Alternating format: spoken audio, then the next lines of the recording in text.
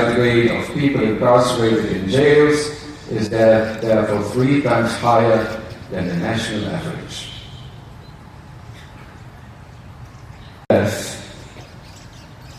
He presents it all to Christ and he says, I want to do this for Christ. I want to be with him on the cross.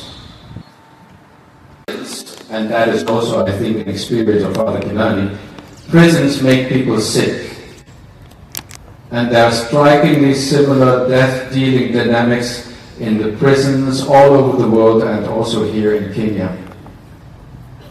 Not only were ancient prisons places where disease can be rampant, but they were also places of hunger and scarcity, where prisoners were abused and their few rights left were trampled upon. And in prisons, and that is also the case in prisons in this day and age in Kenya, but also in many, many other countries. Remember, all this happened 2,000 years ago. But Paul, like Christ, was just too poor, too outcast. He himself had been arrested, tried, tortured, found guilty, and executed.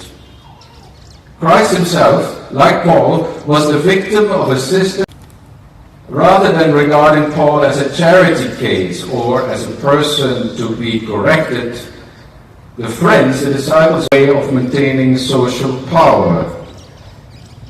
This was not so much about being guilty or being innocent, but in fact, the imprisonment of Paul was accepted by his friends and followers as a routine case. It happened to so many in prison.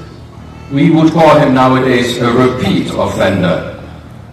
And one can imagine the magistrate hearing about his past incarcerations, that the magistrate would be inclined to impose on him again a prison term that are needed today. Father Kindiki was involved in all this, and he could explain it much better than me. Sending visitors into prison, writing letters, opening our homes to people getting out of prison,